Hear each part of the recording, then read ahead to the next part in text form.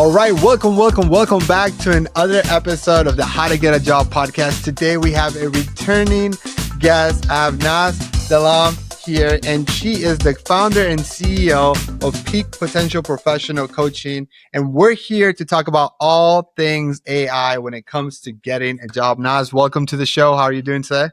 Thank you, Daniel. Thanks for having me on this podcast again. I'm pretty excited to delve into AI and everything that's come with the job search. Naz, enjoyed our last conversation. I know it's been some time since we last talked about this, but I think when we first talked about AI was just like a buzzword, and maybe people were like, it's a trend. It might not be a trend. It is not a trend. It is here. It is here to stay. So you have a lot of experience in AI, working for some of the biggest technology companies in the AI field. Tell us, like, in your perspective, how has AI changed the way people look for jobs? Pretty much every side of the table too. Tremendously, Daniel. And I can say it's changing every month. The more progress we are seeing, the vision is changing, the mindset of folks is changing on both sides of the table. Hiring managers have different mindsets. Applicants now have different mindsets. And I can see applicants are now more confused. Yeah. They don't know what to do with this ever-changing market, that things are happening. Hiring manager expectations are up and down, and they don't know where to go. And now there's all of these AI tools that's getting involved in the application process. I don't know if you saw Meta release this AI agent that you give it the resume and it will give you the roles, or it will tell you, oh, you're not a good fit to apply for this role. It actually prohibits you from application. I've tried it myself. There was an opening at Meta and I was trying my own resume. It was telling me, oh, you can't do this because you don't have these keywords. So now we are in a world of, oh, should we do multi-page resumes? Because now I don't have all my keywords in this one page. So everything is changing and shifting, and we can talk through multiple fronts of this together. What I find really interesting is that, like, before, and I say before, probably even before COVID, like a resume was the way, kind of like, it was a really important thing to get visibility. And people would invest a lot of money into resume writers. In fact, I've spoken to more resume writers in the last couple of weeks than I did in the last couple of years, because what people would pay $300, $400, $500, $2,000 when it was an executive resume, they're saying, hey, like, AI can write resumes. And then I was getting ready to record a YouTube video, and I saw that like 81% of job seekers are now using AI for the job search process, primarily like, hey, like, can you redo my resume and so on. But then we're seeing, when I look into this data, we're seeing that companies are getting so many more applications because of auto apply button, but then everyone has a good resume because AI will make everybody's resume as perfect as it can, probably even exaggerate more than the person will say themselves, which then makes it harder for the company to filter through the hundreds of resumes, if not thousands of resumes, that are all qualified because AI made the resumes qualified. And so it just becomes a process where now companies take longer to go through resumes to figure out which ones are real, which ones are not. And even if they're using AI to filter them, we have now seen, I saw another article that companies are increasing what they called like assessments to make sure that you actually know what you're doing, whether that's coding assessment or whether that's some technical interviews and so on. You made a very good point. The numbers of applicants ratio to the job opening. And I can see it with my open roles. Thousands of applications coming in. And in this market, code application alone is not going to lead to an offer. Yeah. That is pretty obvious, right? So it depends on when are you applying. Are you in the first 20 of the resumes that the hiring manager is going to review? Perfect. Maybe you get into the funnel. But if you're late, if you're the 1,000th resume that's coming in, nobody's going to take a look at that. Probably you're going to get an automated rejection email after they close that rollout. So that's one point, is that, oh, am I going through cold applications only? The other point is, well, everybody's resumes is now at some level of a standard with AI. Yep. But also, how are you going to differentiate your resume from all the other resumes that's coming in and generated with AI tools? And that's the point that you have to pay a lot more attention to. not feeding in the AI generated resume directly into the application. Look at your resume, take 5 seconds, ask yourself, am I going to hire myself for this role? If I'm a hiring manager, what would I say on this resume? When I ask this to so many people who come to me and say, I can't get the applications through, they say no. That's a simple question. No, I'm not going to hire myself. Then I ask why. And the person say, oh, because I don't have, enough technical skills on this area. Then I say, why are you applying? That's your reply, right? So do your verification after that generation of AI resume. And I can talk through things that right now is very important in the resumes is not those ATS keywords anymore. Number one thing that I want to see right now as a hiring manager in anybody's resume is technical judgment. Say that again. You're looking for technical judgment. Yeah, And technical judgment. how do you communicate that in a resume? How do you communicate? How do you showcase your technical judgment as a senior engineer plus? It's trade-offs. It's being able to wear a product hat, being able to wear an engineering hat, and being able to wear a business hat all at the same time. When you get a feature, you drive that feature in a way that it accelerates the business outcome. You're not just going to, oh, I led this project and implemented with, tool 1, 2, and 3 that led to 40% increase in performance. This is the ordinary bullet points you see today in the resume. In this market, that has to change. I got this feature. I collaborated with product managers, marketing teams, and I actually did user study. And I realized that we have to pivot from the initial idea. I've proposed 2 options to my partners, option A and option B, which led to better business outcomes. We determined we go with option A collaboratively. And it ended up, we actually increased the performance by X amount of number just by doing that analysis. See, today, AI can code for you. What are you bringing into the table? Is that judgment? So I think that to me that makes a lot of sense, Nas. But I guess the question that always comes into my head is like getting the application and it's not the issue, right? Like, and to your point, now there's like AI can apply for you, so and it's only going to get better at applying for the right roles. Right. What happens in a world when a company has a job opening and there's a million applications, like literally a million applications, because everyone is now using some sort of application agent for you? Yeah. I mean, not all those million applications going to go through. That's the number one. Second is a lot of companies also using AI on their side to filter through these applications. And the prompts that I'm seeing they're using, they're not filtering your application via tools or programming languages or how much X percentage of revenue addition you have done. They're filtering it through your non-technical skills and AI enablement skills. Because when I hire somebody right now to come to my team, I want 2 important things. I need that person to be very good at communication, very good at collaboration and technical judgment, and very good at AI enablement. Are they able to automate things within this team using AI? Have they done that? What's their level of AI proficiency? Does networking, messaging people on LinkedIn, emailing, cold emailing, like does having a personal brand, does any of that become more or less important? Yeah. In 2026? Double your outreach to people from your applications. So if you have 2 applications per week, have 4 reach outs in this market. Don't rely on core application. With the data showed like over millions of applications reviewed in 2026.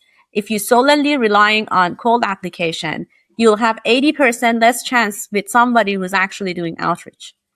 And you will have 4 to 8 months of to offer time, which is very long time. And within people I work with, a lot of them got roles through referrals, word of mouth, and then putting themselves out there. Starting to message people, hey, I'm interested in this role. Do you want to have a 20-minute chat with me? Or, reaching out to their network, reaching out to their friends, putting themselves out in the market. As you said, personal brand. You're going in as a staff engineer. What have you built in this community, in this industry? Showcasing that on your LinkedIn profile. So it's more about Cold applications are outbound, so I'm going and applying. Can you actually bring people to you? Can you be the magnet in the industry that hiring managers and recruiters find you? And that also opens another segue with LinkedIn profile. Investing on your profile, investing in the content that actually can bring in recruiters and hiring managers because they find you on LinkedIn. When a job application opens, I myself go on LinkedIn and I search for people and I message them.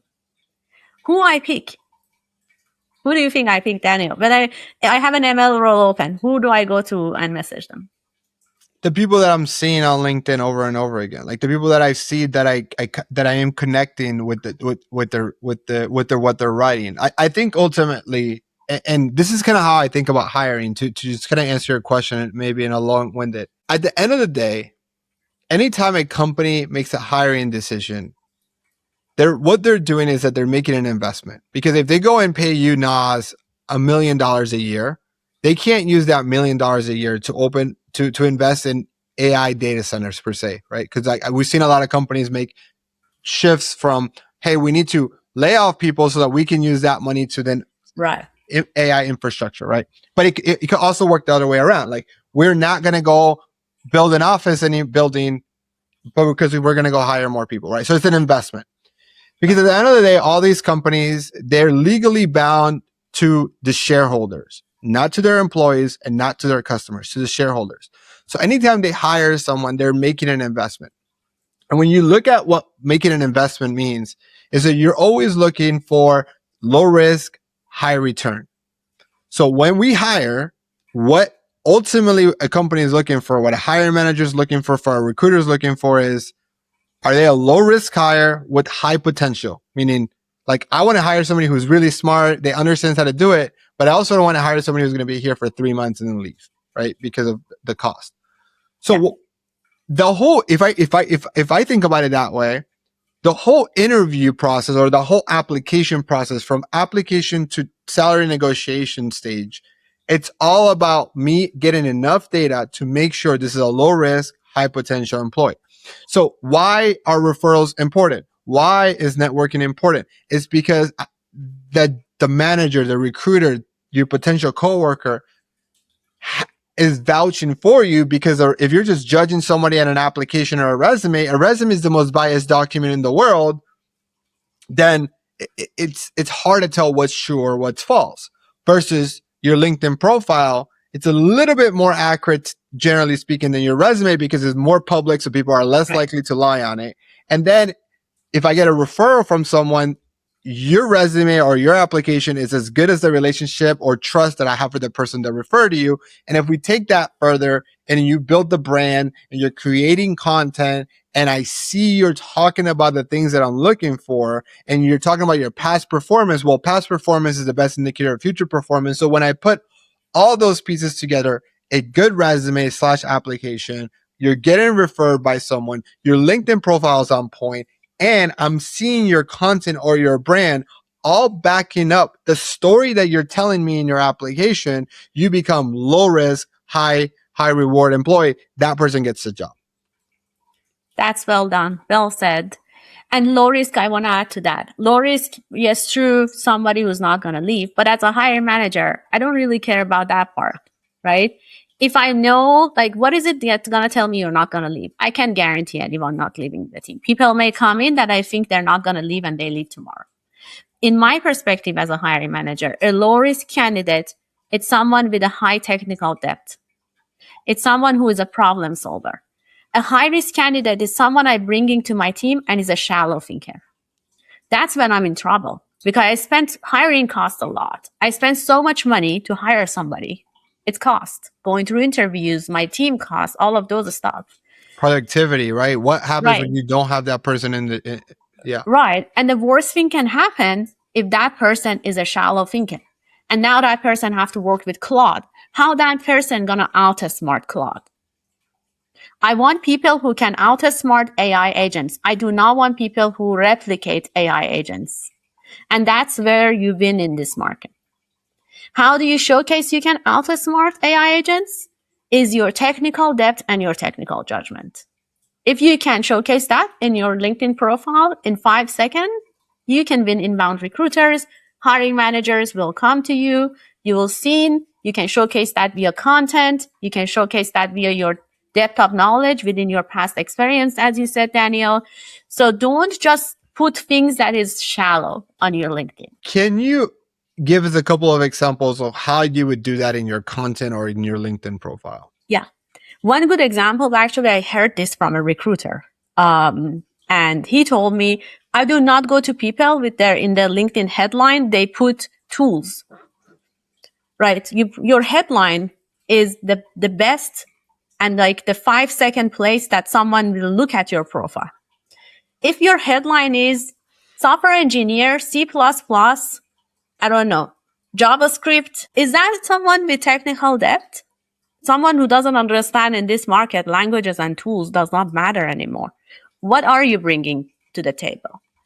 Versus someone who says software engineers, problem solver at a scale, built 5+ applications with 200 million users. See the difference?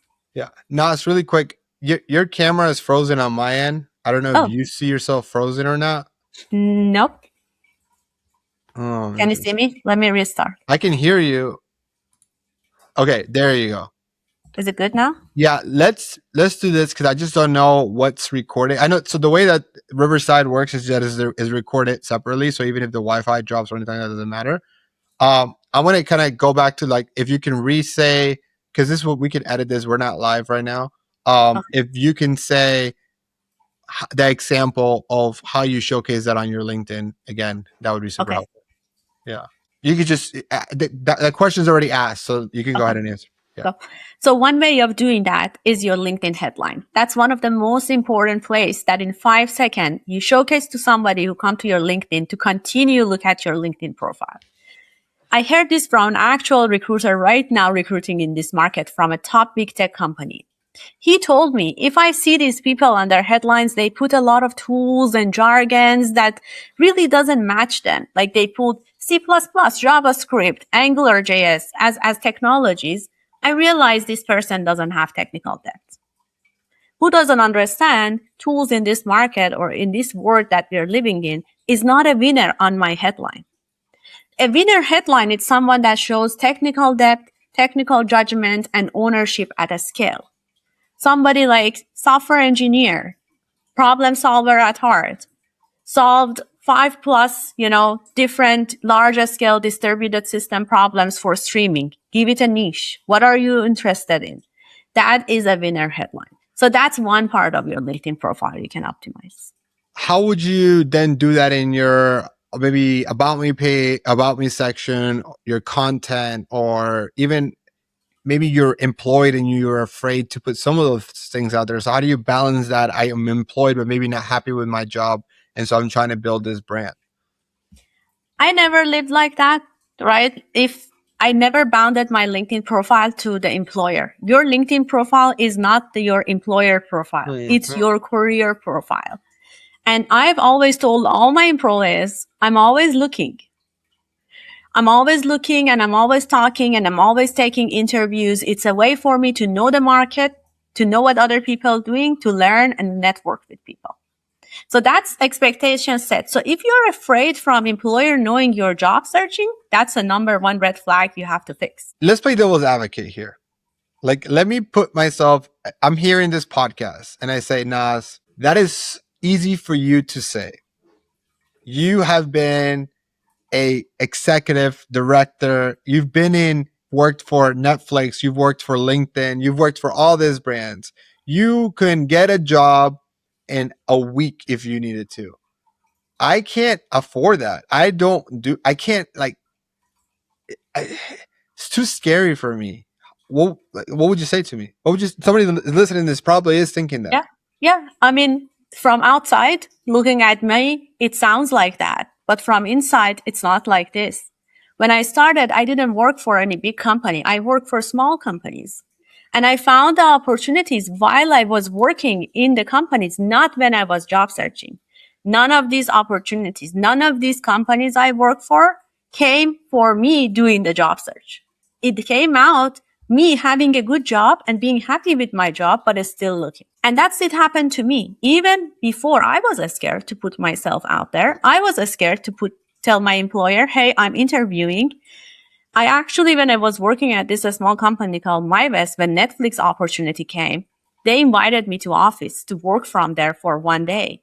And I told my employer that, hey, do you allow me to work from another company's office for one day because they're recruiting me? And yes, I could have lost my job. But the fact is, does it really matter? If my perspective is if my employer value me, they'll do everything they can to make me stay. And in the other side, they value my career growth.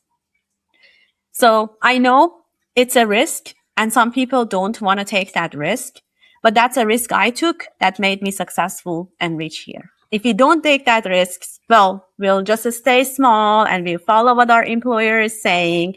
Make sure we are not doing anything on LinkedIn. Don't build any personal brand. Then there you are. The Yeah. employer is not going to keep you. One day they're like, oh, goodbye. I have a theory, making a little pivot from this conversation. I have a theory, and selfishly, I would love to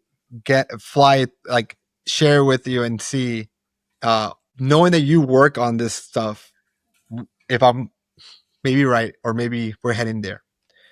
I have a theory that applications are going to be gone because right now you're this my AI versus the company's AI, and so it's just this battle of AI. Where I think companies are just going to get to a point where it's just not efficient.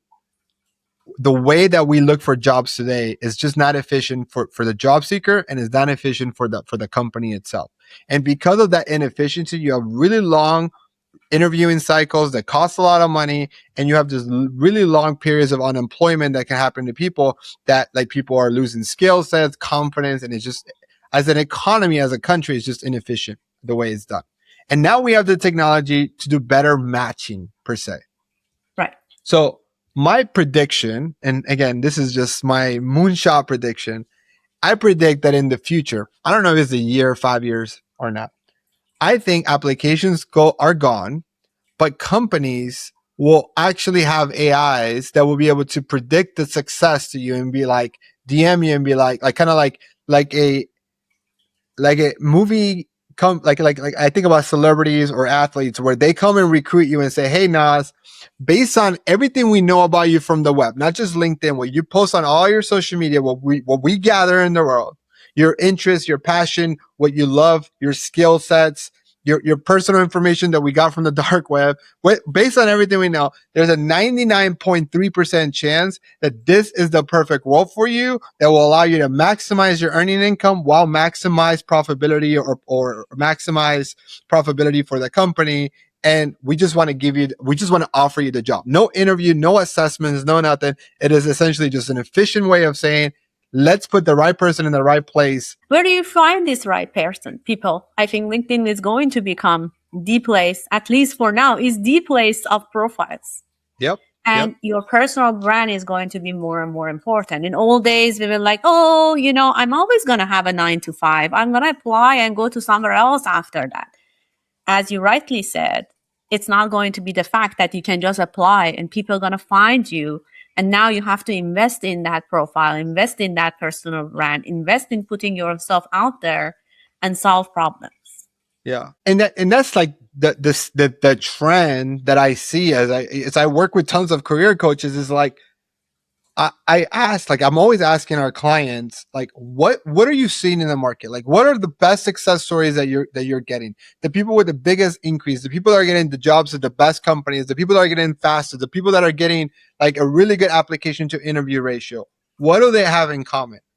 And it's by far the strategies are moving towards more of how they market themselves, which brings in opportunity. So like, it's like one of the things I see career coaches, like they're building and treating every job seeker like if they're a business, and they're building a whole brand and a story and an identity and a strategy to increase visibility. Because Right. what they found, and again, I say what they found, is they get a job seeker, and what used to work before, which is like, here's a new resume, here's your cover letter, here's an update of your LinkedIn.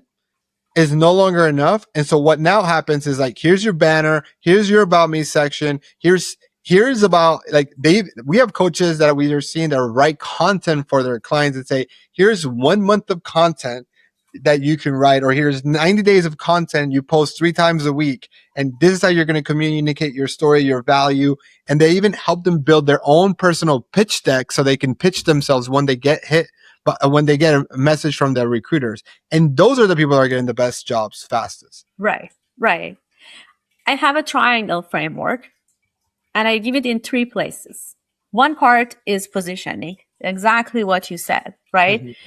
I position myself very well. I have a good pitch. I know what I'm going to bring to the table. I know what I drive at my current work. I know myself very well. I know my strength. I can position myself very well for the role. So that's one part. But positioning without authentic proof, it's going to fail. And that's what I see. People go in and position themselves really well. The resume is, wow, amazing. The first question I ask the person, tell me how your work impacts company strategy. They stuck because there is no depth. Positioning doesn't have proof. Just your LinkedIn bullet points is not the proof, right? The bullet points is how you're going into that interviews, how you're talking and owning your work.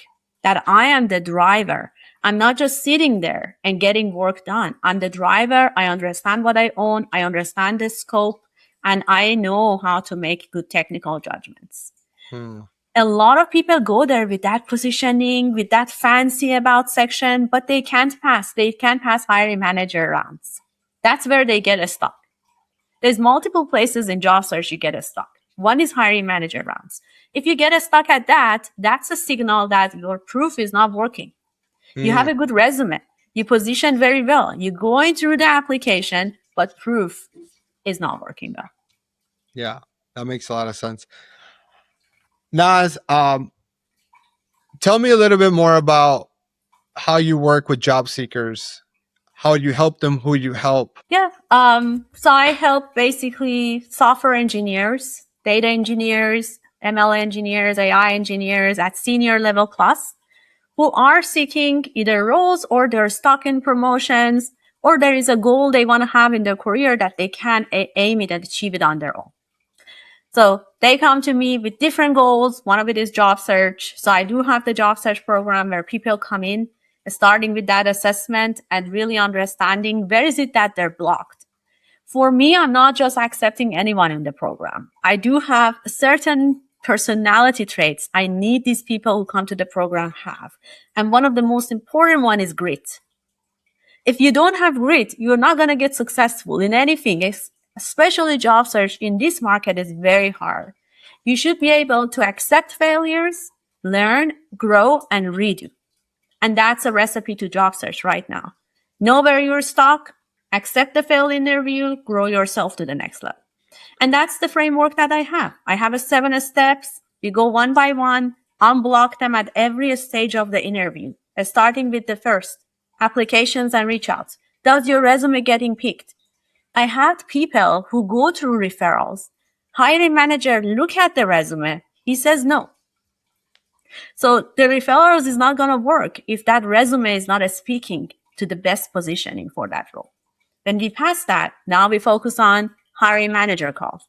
Do you communicate well? Are you articulating well? Do you showcase your proof very well in the interview? Do you showcase technical judgment, AI enablement? These are skills that is very important in this market.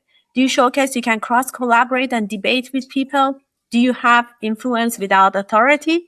Especially as a senior plus engineer, these are rare skills and rare niches that I will fast follow somebody else through this job search. You pass that hiring manager, you unblock, now it's technical. So I work with them on their technical skills, coding interviews, system design, AI, ML, whatever it takes, product design interviews to prep them for passing the technical rounds. And then it comes to on-site. If somebody is stuck at on-site, there is one reason, technical depth. Working on that technical depth depends on what is your depth. This is AI, ML going one level deeper, studying a topic, building those roadmaps.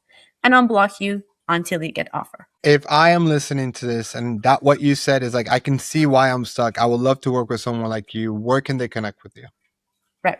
They can connect with me on LinkedIn. You can just go on top of my LinkedIn and book an appointment. Amazing. Nas, always a pleasure having you in the podcast. Thank you so much. Thanks for sharing your knowledge. Thanks for your time. And if you're listening to this and you know software engineer or you are looking for a job, make sure you reach out to Nas. Thanks so much for listening. Don't forget to like and subscribe, and we'll see you on the next episode. Bye, everyone. Thank you.